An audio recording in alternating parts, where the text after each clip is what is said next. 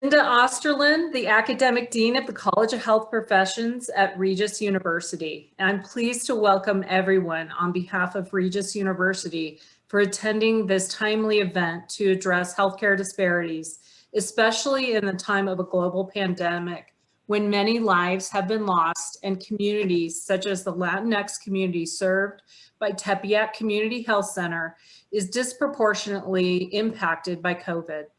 Regis University is a Jesuit Catholic university which started in 1877, one of 28 Jesuit universities amongst an esteemed group such as Georgetown, Gonzaga, and Boston College.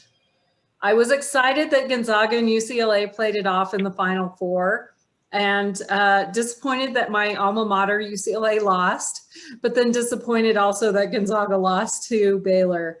So whoever you were rooting for, hope that you liked the turnout.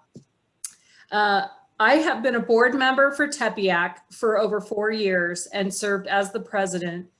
And many of our Regis administrators and faculty have served at Tepiac, especially on the board in the years past. This includes former Provost Pat Ladewig and former deans of the Loretto Heights School of Nursing, Candace Bernardelli and Rita Axford. I've been with Regis for over 16 years as a faculty and associate dean for the Division of Counseling and Family Therapy. And at that time, I was impressed with our partnership with Tepiac because our counseling students were exposed to a high level of care, and the medical care and the behavioral health were seamlessly integrated. Tonight, you will hear from Jim Garcia, the CEO and founder of Tepiac Community Health Center and a Regis University alumni. Dr. Patrick Huffer, family medicine physician, Paulina Segovia, physician's assistant, and Ana Lara Roca, licensed professional counselor and director of the behavioral health and wellness for Tepiac. Our panelists will be giving you an overview of Tepiac's approach to treatment from a culturally responsive perspective, with the goal of bridging the gap of healthcare equity for the common good of our community. I will be asking each panelist about their experience at Tepiac and how they effectively deliver culturally responsive healthcare and the challenges that they face. The chat feature will be enabled so you can enter your questions in the chat and we will answer your questions. Before we get started, I would like to give a special thank you to St. Joseph's Hospital, who has been a partner of Tepiac since near its beginning in 1995. I want to thank St. Joseph's Hospital and CEO Jamie Smith for supporting the mission of Regis University and Tepiac and sponsoring this event. I would like to introduce St. Joseph's Vice President of Strategy and Business Development, Jason Gaines, to say a few words about the long-standing partnership between St. Joe's, Regis, and Tepiac. Thank you, Jason. Thank you, Linda, and thank you everyone for attending tonight. I think it's a really important conversation hosted by two amazing organizations, and I just want to offer a few brief remarks and thank you. To Regis, as an incredible partner to St. Joe's and SCL Health, really an educational and training partner whose effort is critical to our workforce needs. When we consider the existing workforce needs in healthcare and then what's coming around the corner, it's due to efforts like Regis that organizations like St. Joe's and SCL Health are able to do the great work that we do for our communities. I also want to take the opportunity to thank Linda for her involvement in our foundation board. Linda has been an incredible partner in our nursing scholarship award process and all the great work that's done by our foundation board. So thank you for your commitment to the community and to St. Joe's, Linda. We really appreciate it. And to Tepiac and to Jim and his team who had the vision in 1995 to renovate a house into a 2-room clinic that has evolved in really not that long of a time period to now see 17,000 patients a year and receive an absolute incredible list of awards. And I want to embarrass Jim and his team just a little bit and read just a couple of the organizations that have acknowledged this outstanding community work. The CDC has recognized Tepiac for their Million Hearts Hypertension Control Champion work. The state of Colorado has recognized them for their innovation model with a Healthcare Innovator Award. Susan G. Komen Foundation has offered them awards. The Mayor's Office, the NFL Hispanic Heritage League, the list goes on and on and on. And so while we at the hospitals and we at St. Joe's are crucially aware and critically aware of the amazing work that goes on in and every day, we're glad to see that others around us outside of the healthcare ecosystem recognize this tremendous work and the value that it lends to our community as well. Specifically to St. Joe's, the partnership with Tepiac includes a few core principles. One is that our residents rotate through Tepiac and get that involvement, which is critical to their training. Our Seton Women's Center reads OB ultrasounds for Tepiac. In addition, we partner for lab, radiology, and other hospital services. So we're grateful to lock arms and serve the communities that we do. All communities. It's a part of our mission, as it has been for nearly 150 years, and we know it's the reason that Tepiac came into existence. So both Regis, Tepiac, thank you for the opportunity to sponsor tonight's event. For everyone who is joining, we hope we know it'll be a riveting conversation, and we appreciate your interest. Thanks, Linda. Thank you so much, Jason, for being here. And now I'd like to move on to introducing Jim. Jason, thank you for giving the shout out and all of the accolades that have gone to Tepiac. Jim is instrumental in making all of that happen. He is the CEO and the founder. And so Jim, I invite you now to say a few words about the history of Tepiac and what overview of your vision for this service to the community and the future of its growth. Thank you, Linda. And Jason, I want to say a special thanks to you and to the incredible partnership we have with St. Joe's. Just a real quick story. When we were getting ready to open our doors at Tepiac, 26 years ago, I was reminded, if you need to have a hospital partner, and if you're going to expect to sustain over the long run, you're not going to be able to do it without a strong hospital partner. So I thought to myself, well, we've gotten this far, it can't be too hard to find a hospital partner. And so I started going out into the community, talking to different hospital administrators and CEOs and asking them to be our partner. And I got a lot of very encouraging comments saying, good luck. Sounds like a nice idea, but can't really help you. And then I think after having about half a dozen of those conversations, I ended up at the office of Sister Mariana Bowder, who was the CEO of St. Joe's at the time, and gave her the same spiel that I gave the other administrators, and was already kind of walking towards the door, wasn't expecting her to give me the same response. And instead she said, Jim, tell you what, whatever you need, we will provide it, whether it be medical equipment, volunteer support, whatever you need, we'll do what we need to do. And so St. Joseph will always have a special place in my heart, and that relationship continues to this day. So thank you again, Jason. So first of all, I want to really just acknowledge all the students that are on the call tonight. You are the next generation of providers, of therapists, of pharmacists.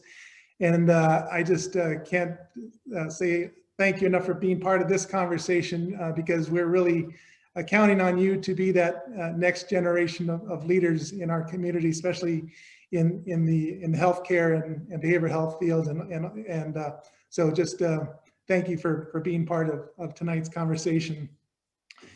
So when our community came together 27 years ago or so, it was interesting. There wasn't, the conversation wasn't using terms like health equity or health disparities. It was really the community coming together and said, we just want to be treated with respect and with dignity.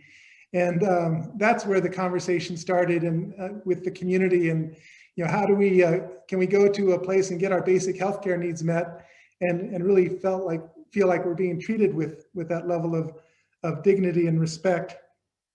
So when we opened our doors, actually back in 1994, we took that concept and that we heard from our community a bit further, and just said to our staff, to our volunteers, that we want every person, every family that walks in our doors to be treated as honored guests in our home. And so it was providential, I think, that we started in the little house on the corner of 36 and Calumet, in a home. And that's to me is probably the most important concept of all. As we continue to grow, we're now in a much larger facility that we moved into about 12 years ago, that we've now outgrown, and we're in the process of building our much larger facility. But for me, it doesn't change the fact that basic concept of treating our patients, our community members as honored guests, that has to be the driving motivation of everything that we do as an organization. And I feel like our staff has really embraced that basic concept and really lives out that mission in support of our community.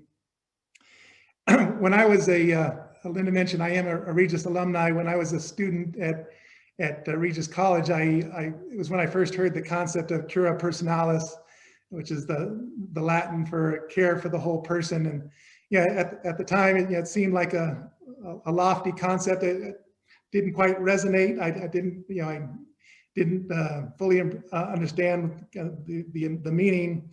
But when I think over the past many years at Tepiac, the concept of cura personalis, the care for the whole person, really has resonated, because that is really what we are about at Tepiac, because we are about integrating the medical, the mental health, oral health into all the services that our patients receive. So it really is about caring for the whole person, and that is really our focus. But at Tepiac, it really is about taking it a step further and really embracing the whole concept of what does it mean to be culturally responsive, and recognizing that we don't have all the answers, and that we have to continue to meet our patients where they're at, and really understand and appreciate the culture of our community. And that, I think, is what sets Tepiac apart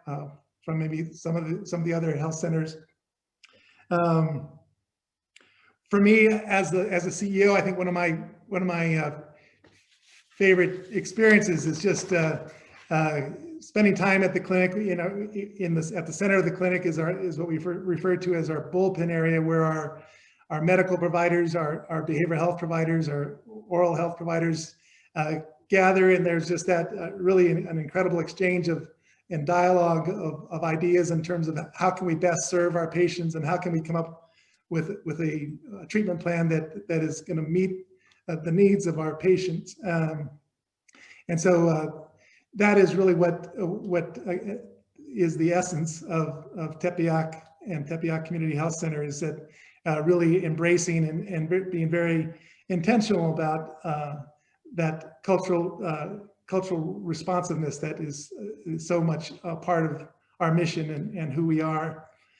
So as I think about where we're at now, as we're starting to move beyond the pandemic, and thinking about the lessons learned over this past year, and also thinking about this concept of cura personalis, and for us at Tepiac, it's how do we take that concept of care for the whole person and that cultural responsiveness that we embrace, how do we take that to the next level, to get to the point where we're able to take that even further as part of our growth and our understanding of our community, and really being a partner with our patients and the families that see Tepeyac Community Health Center as their medical home. So when we have that, my belief is that when we have that philosophy, we know that health equity is not far behind. So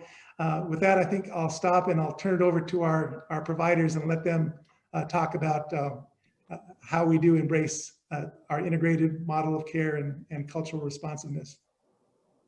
Thank you so much, Jim. I just want to remind our Spanish speakers to choose the balloon at the bottom of the screen so that you may hear Jorge, our translator. I'm going to start with Dr. Patrick Huffer. Dr. Huffer is a family physician who serves at Clínica Tepeyac. So Dr. Huffer, I'm just going to start by asking you to introduce yourself, your role at Tepiac, and why you have chosen to work at Tepiac. Great, thanks, Linda. First of all, thank you to Linda and to Jim and Regis for putting on this event. And also just really happy to see so many students on this call, as Jim said.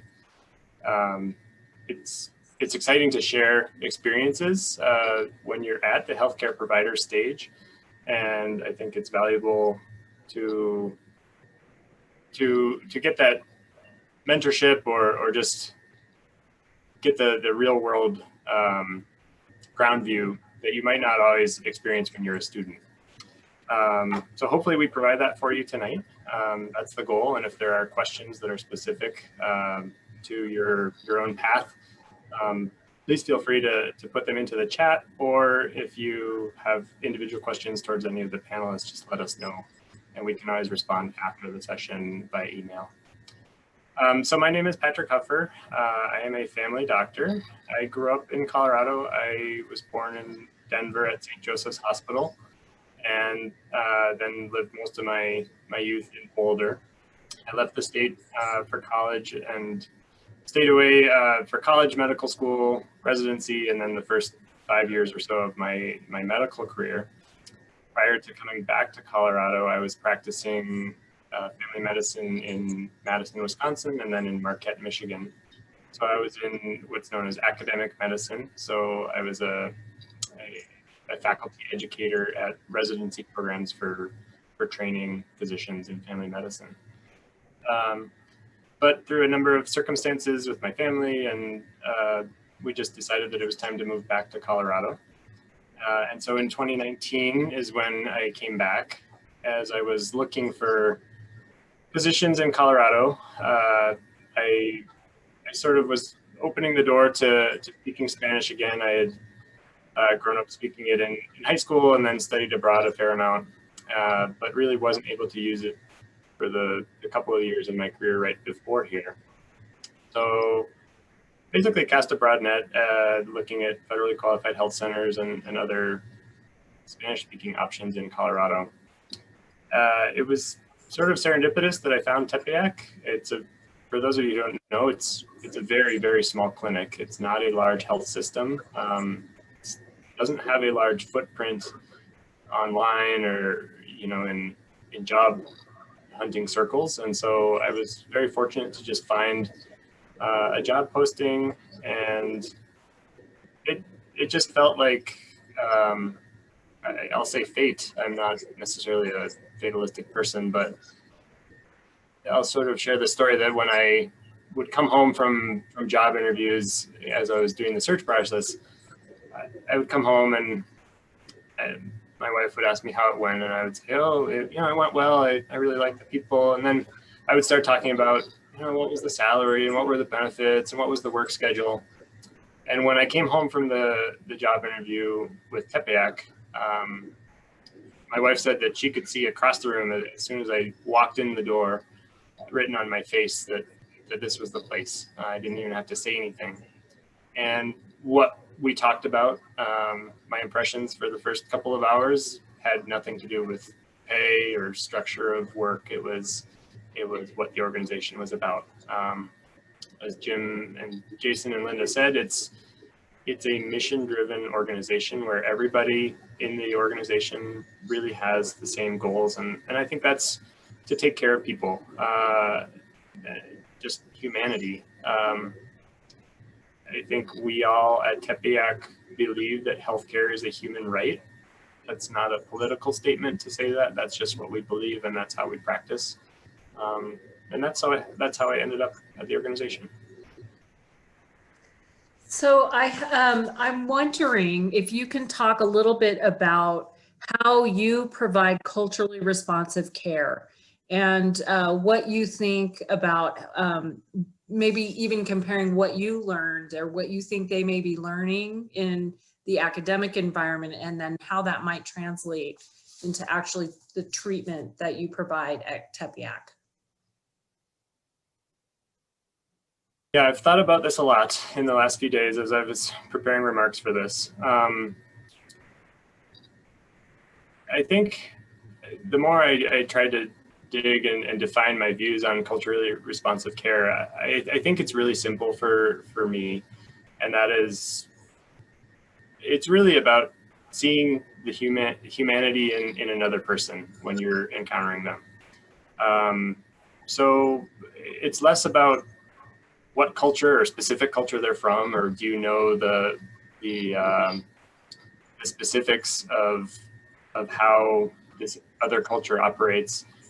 You know when to shake somebody's hand or when to bow. It's really not about that. It's about being somebody for who they are and allowing them to come to you, in my case as a medical provider, and tell their story.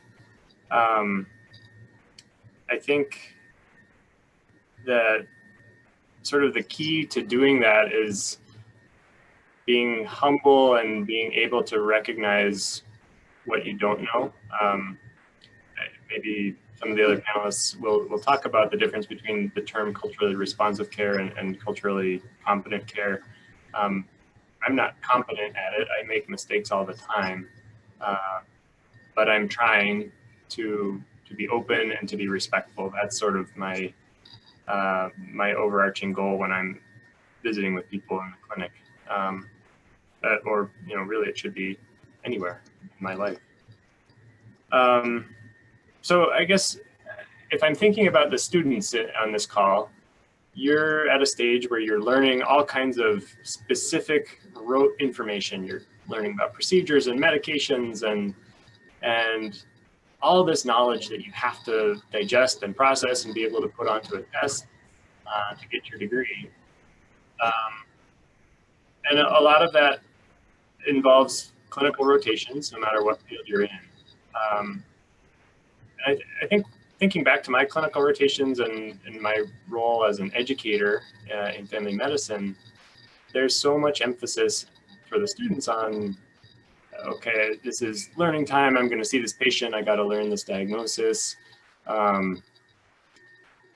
My advice for you is you have to pay attention to that because it's important.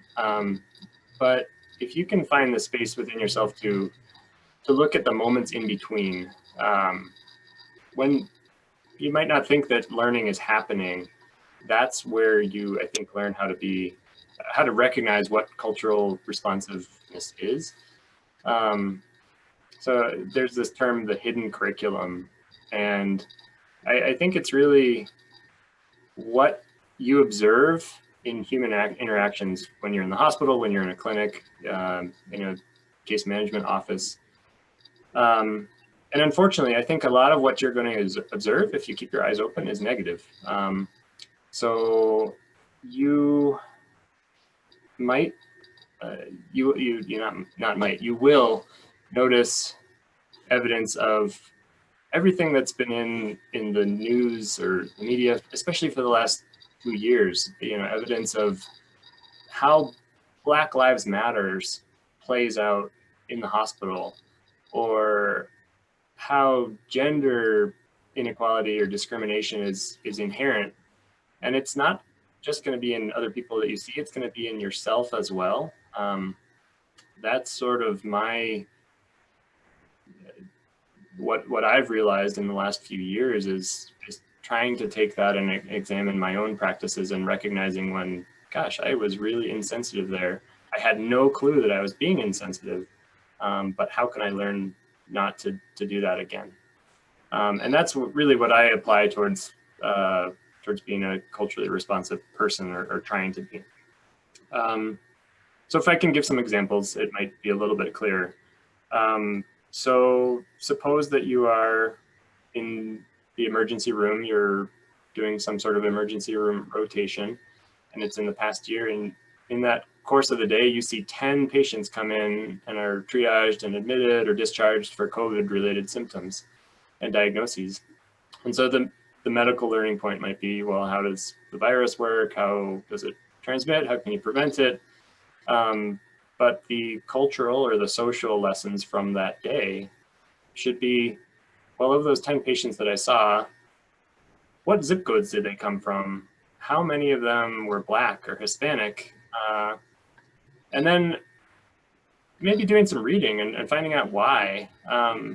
It can be hard to know, like, what do you do with that information on an individual basis? But the first step, I think, is recognition. Another example, let's say that you're rotating through a family medicine primary care office and you're working with a preceptor and you get a patient and they've no-showed for the 4th time in a row. And your preceptor grumbles about how it's such a waste of time and why can't people just show up? And you can just be caught up in the moment and agree with that person. Or you can think, well, what is the perspective of that patient who no-showed? Why didn't they no-show? Is it because there's only one bus per hour that comes anywhere near this clinic and they work a 12-hour shift job that doesn't give them any paid time off to see a doctor? Maybe they have diabetes and you're prescribing insulin and their insulin costs $300 a month. So there's all those factors that go into every little engagement that you have with patients. Another example I wanted to bring up, and this has sort of been on my mind as a male provider, as a person in a position of authority often. So it inevitably happens that you're rounding in the hospital or in the clinic and you might be working with somebody, or speaking about me, for example, and go into a room, male patient, and they sort of wink at me and say, oh, I see you brought the pretty doctor with you today. They can work on, they can see me anytime. So obviously a blatantly sexist, inappropriate remark. And for the students on this call, when you see that, because you will see it, and it might be you who is the target, try to observe what that person does or who in the room corrects that behavior. I'm very sorry to say that for many times that it's happened in my presence, I haven't said it. I haven't stood up for that person. In part because sometimes it happens so fast that you just don't recognize it coming. In part because it's uncomfortable to address that. And so really in the last few years, that's been my resolution to try to improve my care, which I think is cultural. Cultural doesn't mean that you're talking to somebody from a different country. It's our own culture too that we need to be responsive and reactive towards as well. So these are some examples of the advice that I want you to carry with you, is paying attention to some of these things. Yeah, I can speak more. I'll pass it on. Dr. Huffer, I just want to thank you for being just so open and vulnerable. And I think the examples really did help bring to life what you were saying. I have another question is from a physician's perspective, why do you think it's important to integrate physical and behavioral health? And how does Tepiac do that? I know Ana Roca is going to address more of that, but I think your perspective is really important on this as well. Yeah, I think being a doctor, I hold this role that's very elevated in society, and people sort of look up to the act of the doctor as this, it's almost ceremonial what a provider does. A patient comes and they sort of lay their problem or their complaint at your feet and you give this wise diagnosis. And I really think that it's not so much about your own wisdom or aptitude. It's really about how that patient feels heard. I think that's actually the therapy of going to see a clinic, is you're you're hopefully feeling heard. So in my better moments, you know, I think by good listening and sort of showing that humility and responsiveness, then hopefully I'm helping patients. Unfortunately, I think, I don't know if it's the modern society that breeds so much depression and anxiety. I think we all carry it. We all feel it, certainly in this past year. But in any given 20-minute session with a patient, there's often not enough time to get to the bottom of everything. And I think that mental need that a patient has to share their mental state is very demanding, time-wise, and frankly impossible for medical providers to meet solely. So I really think that having a behavioral health team, which we do at Tepiac, it's not just convenience for me. It's really essential for the patients. And it's also very convenient for me because I can really pass it off to a professional who can do a much better job of hearing that story than I can. And it's not just our behavioral health team that helps with that process. It's also our case managers. It's our dental team. It's the front desk. You know, I think mental health is really a sum of all interactions. So I tell a lot of people, if a hospital or a clinic has the ability to hire a doctor or a social worker or a case manager, I think the case manager is worth their weight in gold over the doctor. So Thank you. Thanks. Thank you. I love that. Especially as a marriage and family therapist myself, I value that perspective, but I see how the whole team's important. I'm wondering what challenges you face in establishing trust and rapport with your patients and how you might overcome those challenges.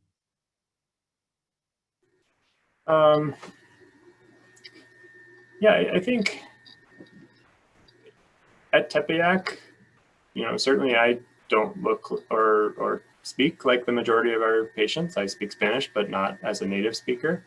I come from a very different background and I don't have the same world understanding or experiences as many of our patients. But that's the same whether I worked at any other clinic too. So I guess for me, I really just try to bring it back to the basics. I try to sit down with patients. I try to look them in the eye. I'm doing this on a busy schedule. It's challenging to not be typing on my computer and, you know, trying to just get on with my day. But if I can really focus on the fundamentals that I was taught in medical school and that I'm sure a lot of the health professional students are being taught right now on this call, getting to somebody's level, not rushing them, not interrupting within 20 seconds of the visit. I don't do this every time. I'm not always successful, but those are my goals. And then I just try to really say, okay, how can what's the main way that I can help this patient in front of me right now? Is it that they need advice? Is it that they need coordination of care? Do they just need somebody to listen? I try to let the action build or gain the trust. It's not something that I can assume. I just have to earn it, I guess. Thank you so much, Dr. Huffer. And just for everyone, as Patrick said earlier, if you have further questions for him, we're going to have all the panelists speak, and then we can type in your questions now, and we'll have all the panelists answer, or we can even follow up with email. So now I'd like to introduce Paulina Segovia. She's a physician assistant at Tepeyac. And Paulina, if you could introduce yourself and talk just briefly about your role at Tepiac and what brought you there. Awesome. Well, thank you so much to everyone for joining us, Jim, Linda, Regis, St. Joe's, and of course the students. I know you guys are really busy. I was a student not too long ago, so I appreciate you taking the time and the interest to participate and ask questions I have been there before, so I understand. So Linda said, my name is Paulina Segovia, and I am one of the physician assistants or PAs at Clínica Tepeyac. I am originally, my whole family is from Mexico, so I am the daughter of Mexican immigrants, and I've lived in Brazil and Mexico and here in the States. I went to Purdue University, and my journey kind of started as a dietitian. Kind of growing up in this large Hispanic family, I realized how important food and culture is to the morals and values that my family taught me. And I went to become a dietitian, and then from being a dietitian, I kind of realized that I wanted to do more. So I was in Indiana and then came to Colorado, and I went to Red Rocks for my PA program here in Colorado. And that's how I got introduced to Tepeyac as a student, actually. So I did a couple rotations, and coming from when I say large Hispanic family, both of my parents are one of 8, and each of those 8 had at least 3 children. So I have like 20 cousins on one side, everyone's in your business. Whether you're Hispanic or not, a large family, you can understand that everyone is a part of your life. And the moment I stepped into Tepiak, I just felt like I'm with my family. And just seeing patients that reminded me of my father. I mean, both Dr. Huffer and Anna and Jim and Kristen know that I talk about my family constantly and how patients remind me of my family.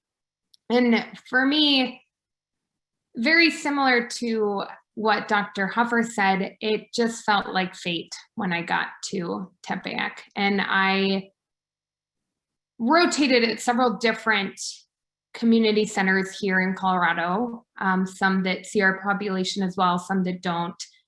And to me, I don't say this lightly when I say that it felt like home, and it truly feels like everyone that I work with and everyone that works at our clinic understands our purpose and our mission and why we do what we do. And to me, it feels like I'm treating family. And that's a big reason as to why I chose to be at Tepeyac above other healthcare centers and places. So thank you so much for sharing that. I love your story about your big family. So if you could just tell me how you see the difference between bilingual and bicultural care and how Tepiak delivers on both of those things. Yeah, so I think it's important to understand, as Dr. Huffer mentioned, that you don't have to be a certain culture to provide culturally responsive care. I think in my personal experience, I say that I'm bicultural because I come from Mexico, from that family, from that culture, and I grew up in it. And when we're comparing bilingual and bicultural care, I think bilingual care is the ability to provide care in 2 different languages. Bicultural care, potentially we could make the argument that it is having a greater understanding, but I don't think that that limits anyone's ability to provide care. So while we make the distinction, I do think that even if you don't grow up in a culture, you can provide culturally responsive care by providing access, services, and programs that are culturally specific, and most importantly, honoring a patient's culture and background and are appropriate for that individual. I think I don't want anyone to feel that just because you're not Hispanic or you're not a certain culture, you cannot provide culturally competent care. I think it's important to understand, and something that is incredibly important is to have empathy. So as Dr. Huffer mentioned, and sure, in school we learn, you get given this problem, how do you solve it? And the art of medicine and the art of providing excellent care is understanding and having empathy.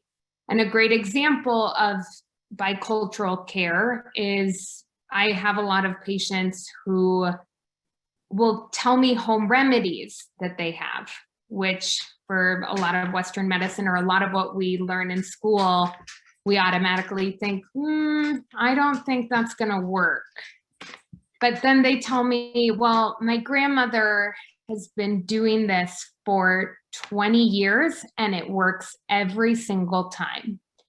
And sure, we have data that medication works great, but who am I to argue that this home remedy, sorry, my dog, this home remedy is not gonna cause any, is not gonna fix them and is not gonna help them. And when we talk about, you'll learn in school too, just somewhat of a placebo effect of certain things, and the comfort of understanding what someone needs and what they feel comfortable with. For example, when I have that situation that a patient tells me, I'm trying to think of a good example that, so I have a lot of patients that will have injuries and then they tell me I go to a sobador. If any of you know what that means, it's someone who, it's basically a masseuse almost, and in a lot of Latin American countries and Central American countries, if you get injured, anything that's musculoskeletal, you go and basically get rubbed on. And a lot of people find comfort and relief with that. And you might be thinking, but if their knee's broken, how is massaging it gonna make it any better? And we actually know now that massage, heat, and certain therapies are actually really great in fractures and all these things. And what I'm getting at is that providing culturally responsive and bicultural care is that when that patient tells you that, you're not going, no, that's not how you treat this, you are wrong. You are listening, you're absorbing, you're understanding, and you might not agree at all. But having the ability and being able to practice the art of medicine is saying, oh, I didn't know that could help is great. Tell me more. How long have you been doing it? How much relief have you had? And again, if any of this does not make sense, or if you have additional questions, please go ahead and just mention them in the chat. Thank you so much, Paulina. Last question is, what role does nutrition play in providing patients with culturally responsive healthcare? And I know you have a background in nutrition, so it's been, it'll be especially enlightening to hear your perspective on that. Yeah, thank you for the question. So I'm sure a lot of us have grown up with meals that are comfort food or that our family members make for us, or just comfort foods that we have. And an example I talk a lot about with my patients is that in certain cultures, food is super important. And it's, someone has a birthday, you give a cake. And across cultures, we like to provide comfort to others through food. And I think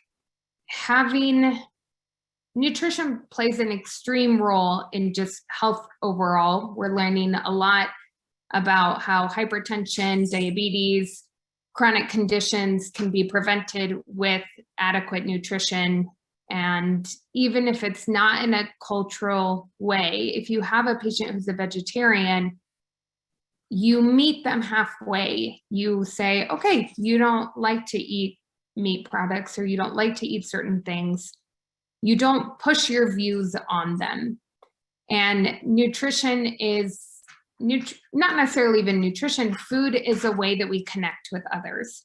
And with my background, I think it's so important to understand that and to be able to provide care that understands what someone's nutrition looks like. So for example, when I have patients who want to eat healthier or who want to, and I use this example a lot with my patients too, so they understand when people say, well, just give me a diet, just tell me what to eat, just tell me what to do and I'm gonna do it. And I say, okay, that's wonderful. Let's say that I say, okay, you need to eat an apple every single day, and you're going to meet your goal. And the patient goes, but I hate apples.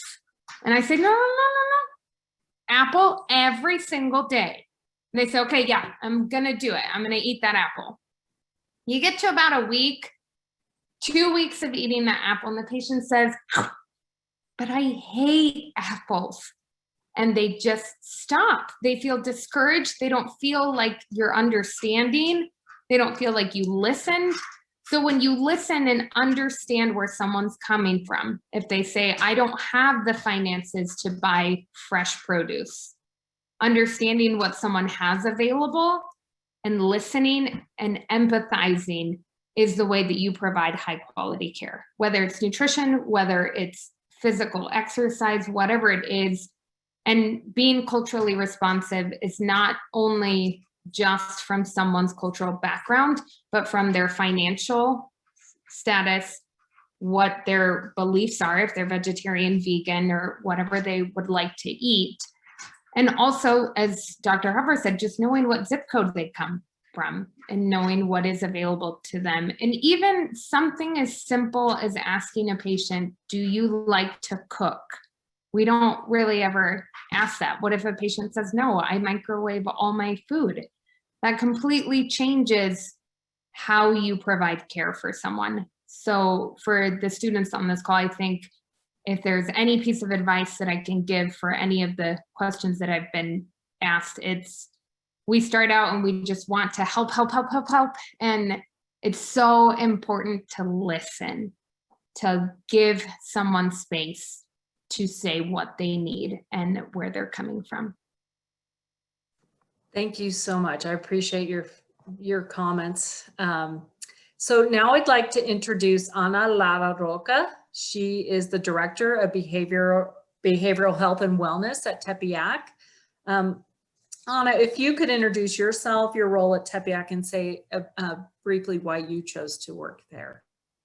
Absolutely. Thank you so much for having me. I'm really excited to be here. I'm always excited to speak about the work that we do at Tepeyac. So I'm just so thrilled to be here, especially speaking to students, especially if there's any counseling students in the audience. I'm psyched to talk to you. We have an internship program, so it would be great to connect if you are interested in joining our team as an intern. So as Linda mentioned, I'm Lara Roca, and I'm the Behavioral Health and Wellness Director at Tepeyac. I'm a Denver native. I was born here, but I grew up in northern Spain, which is where my dad's from. I moved there when I was 8 years old and lived there until I was 16. And my parents decided to move to Spain because we had family there, and they really wanted my sister and I to be raised in a bicultural world. And so we initially actually just moved for 1 year, but that year went by really quickly. And so we were there for 8 years total. And then I came back to Denver for my junior year abroad. I would call it my year abroad back in the US, and went to North High School, lived with my godmother. My parents were still in Spain. And really that year, I feel like I was able to understand a lot of things. I feel like I grew up a lot in that year when I was a junior. And I was just actually a few blocks away from where Tepeyac started, which is also where I went to church. I used to go to Guadalupe Church as a kid. So my family does have some roots, the origins of Tepeyac as well. And so when I got my master's degree in counseling from the University of Colorado, Denver, I got my master's in multicultural counseling psychology. I looked for an internship at Tepiac, and I was the first student from my university to do a rotation at Tepiac. This was in 2012. And so after that experience, I knew I wanted to come back someday. I really loved the mission of the organization and wanted to continue serving them.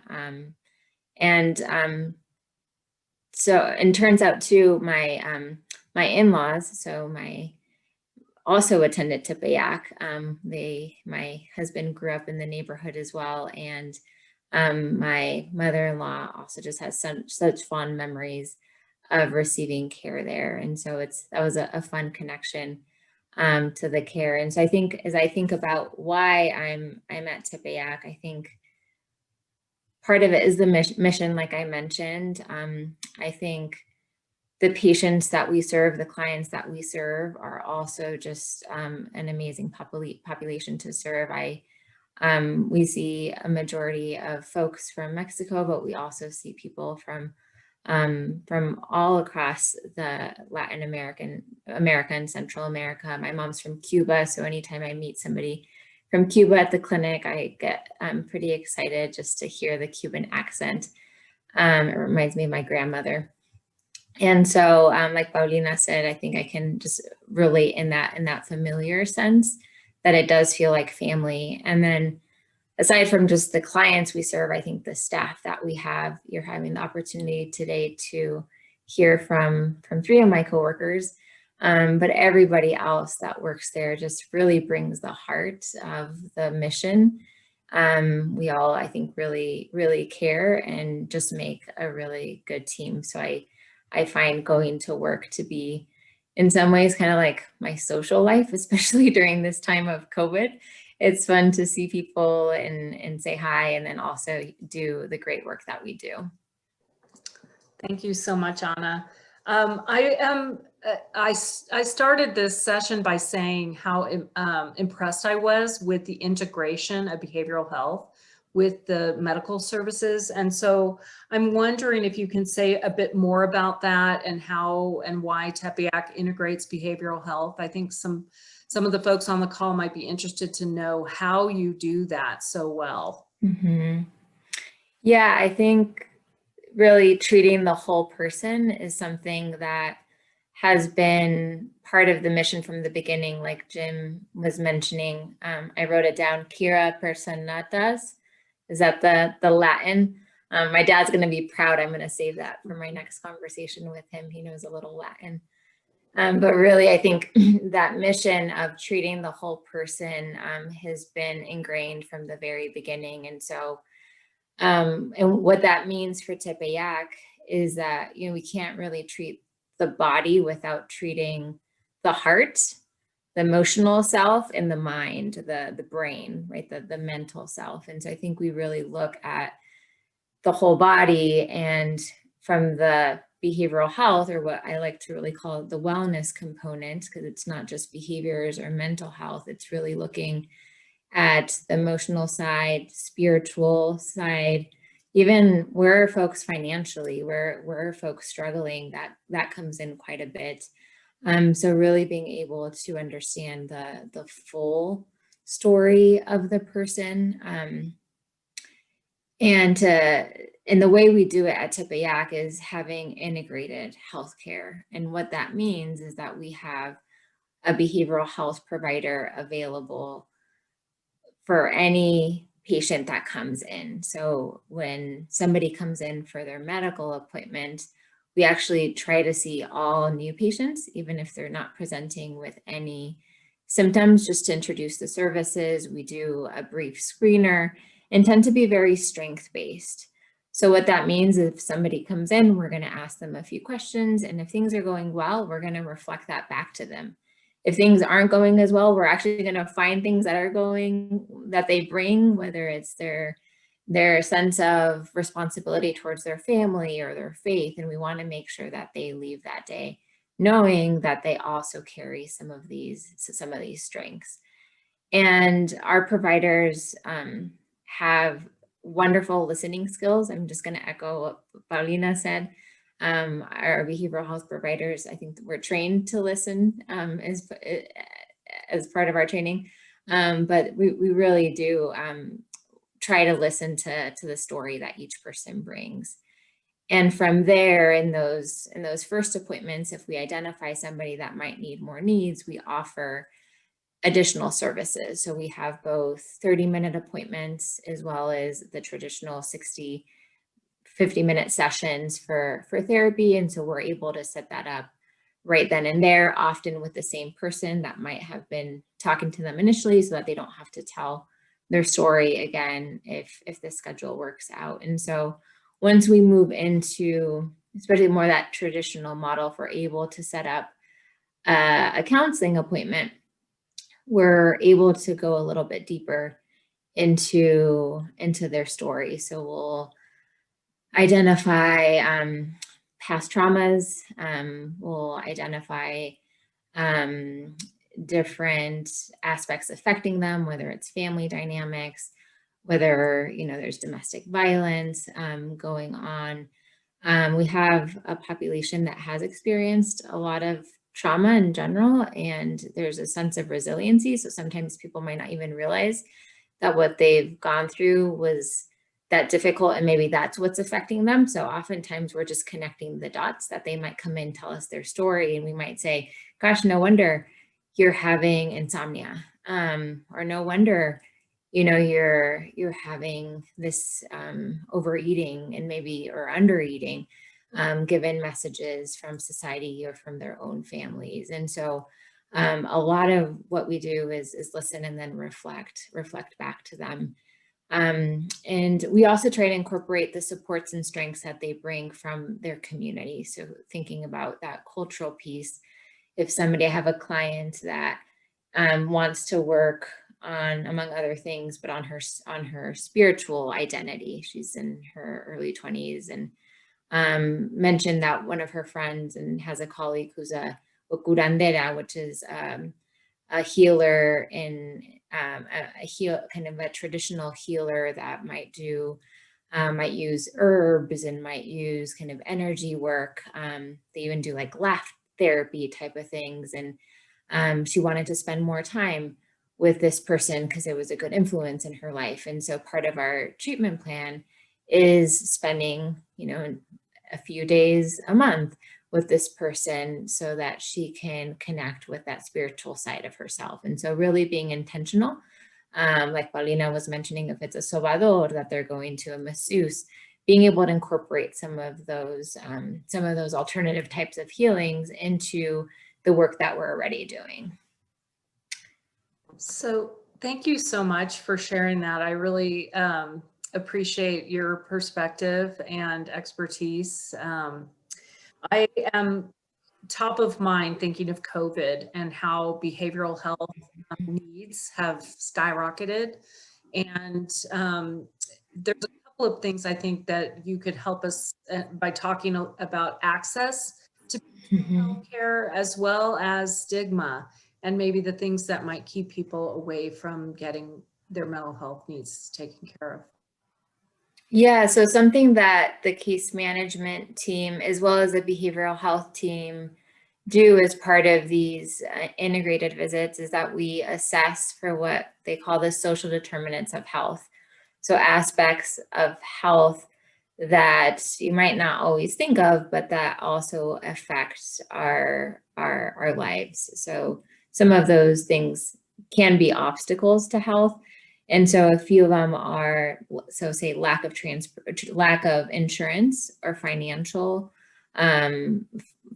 means. And so at Tepeyac, we have a sliding scale fee that our patients can apply for. So that's one way that we try to continue to provide services. So for example, our 30-minute appointments are $10 each, and we offer 6 appointments a year. And so, you know, that's often you can get one session with a person in private practice for $60 is a really good deal. And so we're able to offer those brief appointments. And then for our traditional therapy, we have a range of 25 to 50 on the sliding scale. And so I think keeping our services affordable is a great way of continuing to provide behavioral health care. Another obstacle we have seen is transportation, being able to make it to appointments. Sometimes patients' schedules don't align. We do have some later hour appointments. We're open 2 days a week until 7 for behavioral health, and also on Saturday mornings.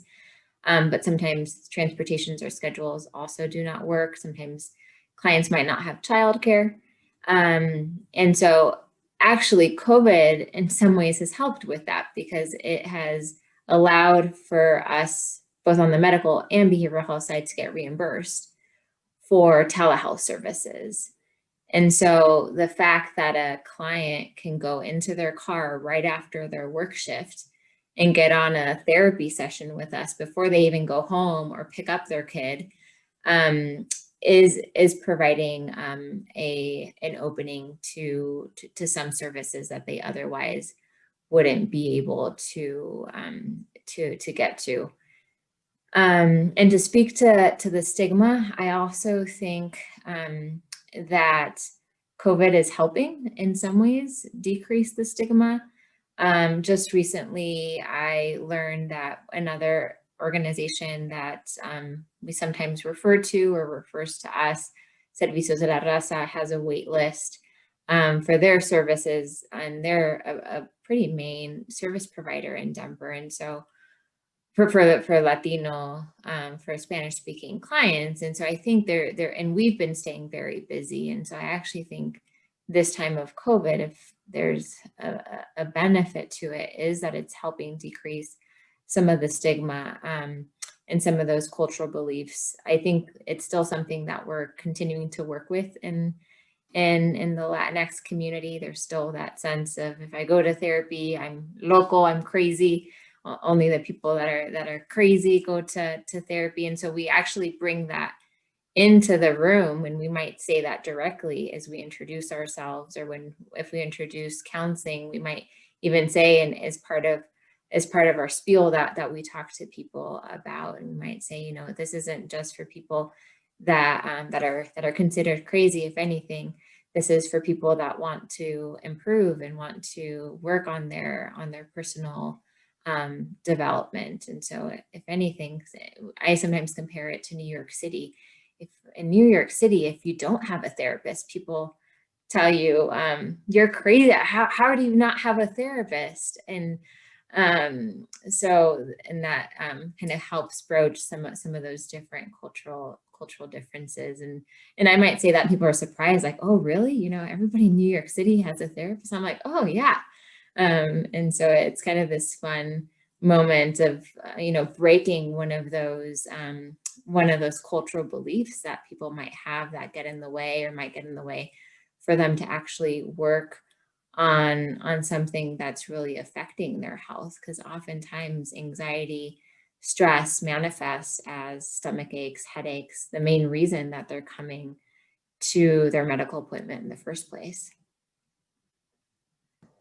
Thank you. So we are going to open this conversation up to questions. So please enter your questions in the chat. I am going to start with a question that has come in that was from someone who registered for the event. Can you talk about what is unique about a federally qualified health center, and what might you recommend or advice you might give to someone who would like to serve in a federally qualified health center?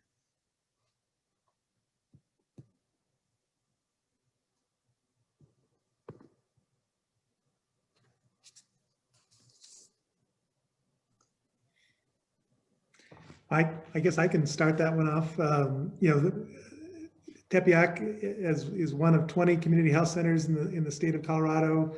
All of the health centers are really committed to the integrated model of care, and so I think when I think of the health centers across the state, they're all looking for providers that are committed to the concept of culturally responsive care, and I think each health center has a slightly different approach, I think, to the provision of care. But I think in Colorado, we're really blessed to have health centers across the state, in urban centers and rural centers that are always looking for motivated and passionate individuals who are very mission driven and want to serve the community. So I think there is just a tremendous amount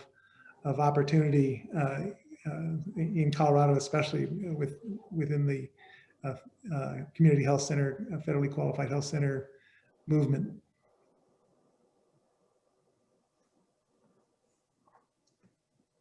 I think to add to an aspect of that question, which was, I believe, something along the lines of how can you be a better provider or work, or what advice, remind me, Linda, sorry. Yeah, so what advice do you have for someone who might want to work at the federally qualified health center? I think the advice I would provide is that there are, in any health center that you're going to work in, whether it's a hospital or in a private practice or a federally qualified healthcare center, there are certain challenges. I think understanding the communities that are being served and the possible challenges, and being open to thinking outside of the box, I think is something that I have learned most importantly, especially for a lot of our patients that are uninsured. I don't have the option to send them to an endocrinologist. I have to kind of become their endocrinologist. And as a provider and someone providing care, even if it's a behavioral health provider or a case manager trying to find financial resources for a patient, if that challenge and thinking outside of the box is something that you enjoy, then I would definitely recommend it. If it is not something that you feel personally that you would enjoy as a provider, I wouldn't, not to steer you away from it. I just think that when you're going to start working, it's important to understand the limitations of certain populations and what you're going to be working in.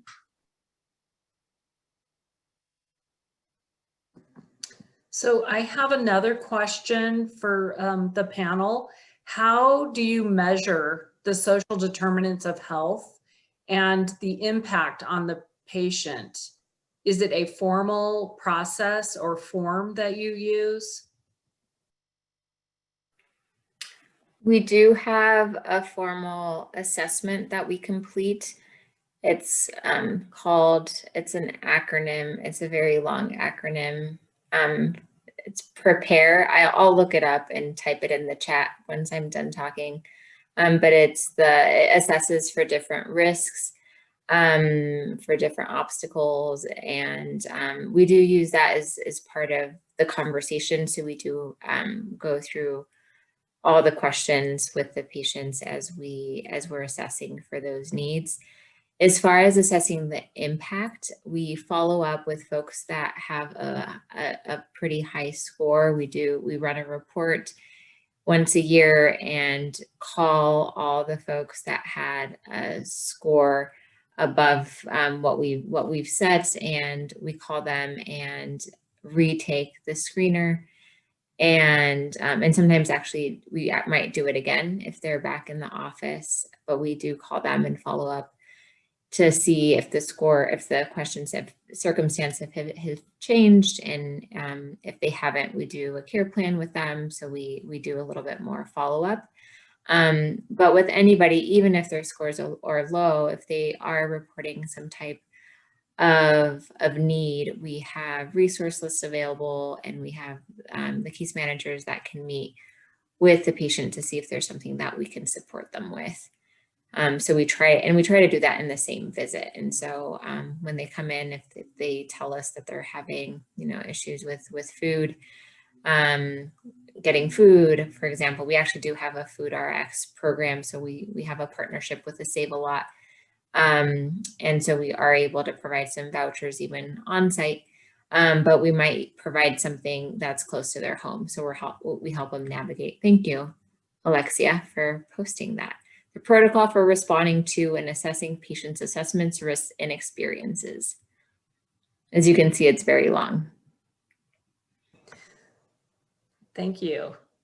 So Charlene asked, what challenges have you faced with providing COVID-19 vaccines to underserved communities? And Paulina started answering that question with the answer about the Facebook Live presentation and Q&A for Spanish clients, especially addressing the myths and questions. So I'm just wondering if you all might talk a little bit more about what challenges you might be experiencing or hesitancy that folks might have about the vaccine. I can talk a little bit about our Q&A, and Dr. Huffer can also chime in about any myths or things that he's done to combat a lot of disinformation for his patients. We thankfully have been able to provide a lot of vaccines for our patients kind of since the beginning. Even though we are a very small clinic, we jumped on it when it became available and started providing vaccines via a drive-through service in the back for all our patients. And we even started opening it up to community members. At the very beginning, you did not have to be a patient of ours. And now we're exclusively doing it for our patients just to try to get them all vaccinated as soon as possible. And I think every healthcare center, and I think everyone is having to combat a lot of misinformation about the vaccines. It's a newer technology that people don't realize is actually not a newer technology. And it is,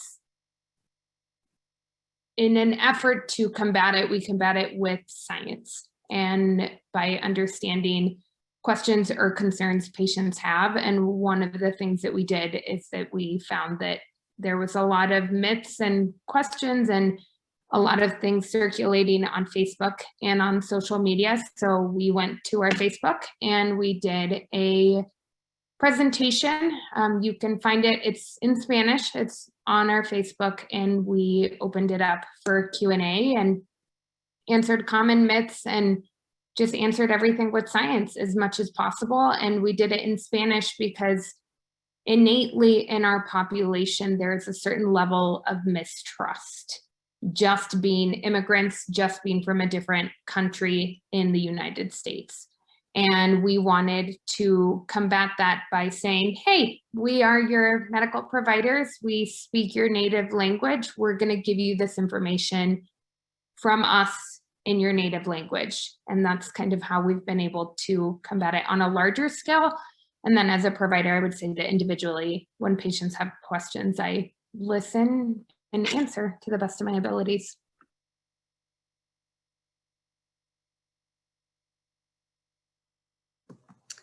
So there's a few more questions about the clinic. How many staff members make up the clinic? How are the resources made known to the community? I feel like as a healthcare worker, I want to provide more financially affordable and long-term care, but I don't know where to look. Where would you suggest we get this information? Present it.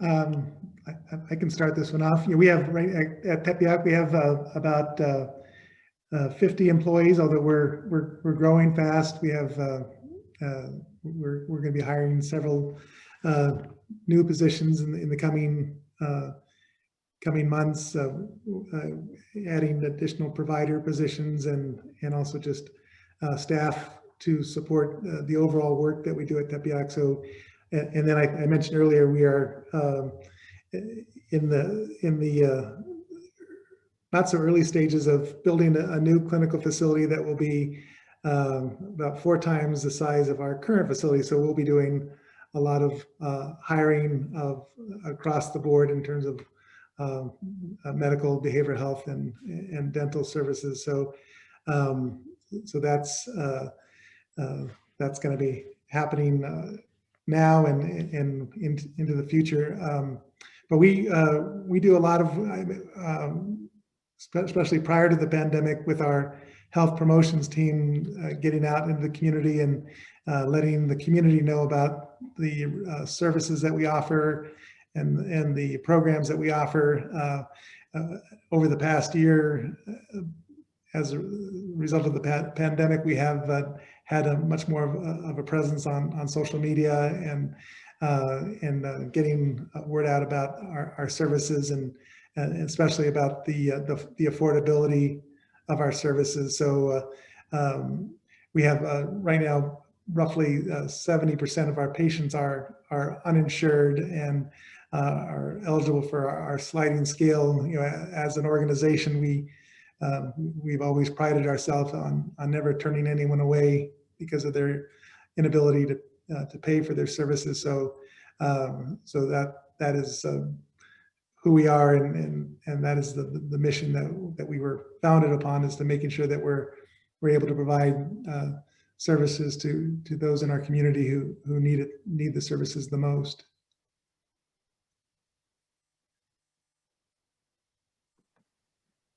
So I'm gonna say, let me quote Peter's question. I think it's really important to talk about the self-care of the provider. And so he's directing this specifically to providers from diverse backgrounds. How does seeking health equity and providing culturally responsive care, does it ever get exhausting, and how do you deal with it? How do you fill your cup enough to keep seeking social justice and providing patient-centered care? I love that, Peter. Yeah, what a good question. Peter, I don't know where you are, but if I could make eye contact with you over Zoom, I would, because I love this question. Because it does get exhausting. I think just in the nature of the work we do, it's something that can be tiring. And I think as also a supervisor that's working with other providers of color and other bicultural providers, there are conversations that come up in supervision, and it's sometimes things that I bring to my supervisor. And as an organization, we've actually implemented self-care plans or wellness plans for all staff. So part of our performance reviews include looking at aspects of self-care. So we have staff identify different areas. We have them identify what their bookends are, what they're going to do for a transition home, what they're doing for emotional health, physical health, what they'll do at the end of a very difficult day. And so it's a one-pager that we actually are in the middle of a spring wellness challenge right now, that if a staff member shares it with another staff member, they get entered into a raffle for $100 Visa gift card. So as an organization, we're really trying to encourage conversations around self-care, because compassion fatigue is something that affects us all in the helping profession, and not necessarily just the clinical staff. It can also be something that affects administrative staff, and certainly if you are a person of color or minority group, that's an extra burden to take, because it can come up. Sometimes we do have people that might feel, or staff that do have microaggressions that occur, like Patrick's example earlier. It can happen throughout the organization. So having those conversations in supervision, I find it to be a place that's particularly helpful, and then really helping each person identify what they need to fill their cup. So I have my yoga mat that I feel like I've just found like a temporary home for my morning yoga, because I know that helps me in the morning just to ground myself before I go to work. So helping each person find something that helps them. And Peter, I just want to add, I completely agree to everything Anna had said. As a Hispanic female, having worked in hospitals, and when I had Hispanic patients that we didn't have a translator, and I was a student, and then I found myself working as basically a translator and explaining everything and providing care and advocating for my patient. That is how I filled my cup, because you can make such a huge difference for that patient from your diverse cultural background. It sets you apart from other people, and patients are so incredibly appreciative that you can provide that care. So I think as much as it can be exhausting, as Anna said, having a wellness plan and knowing how to fill your cup is super important, but also celebrating the differences and how you can make such a big difference for those patients, because they might not express it in that moment, but it is super important for them.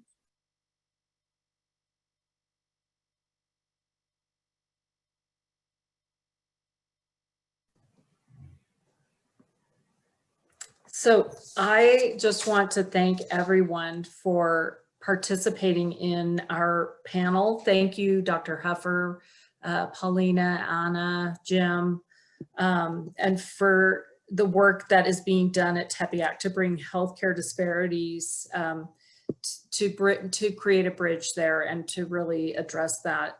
Thanks for giving us an idea of how we can better serve our community and for the common good.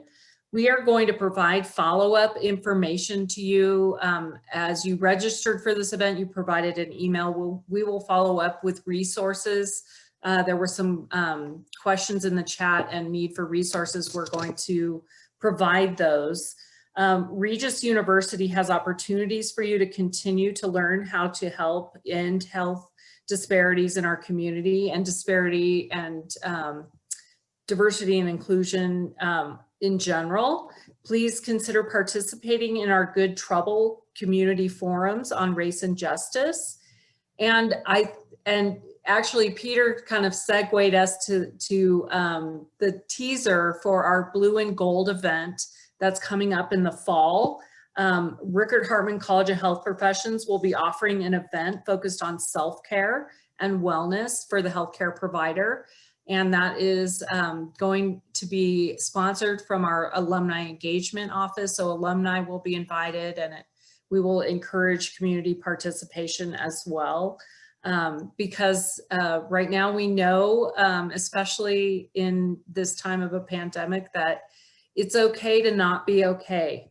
And that is one of the taglines that I think is really important to hear, and reaching out and getting help for mental health especially is something that is needed.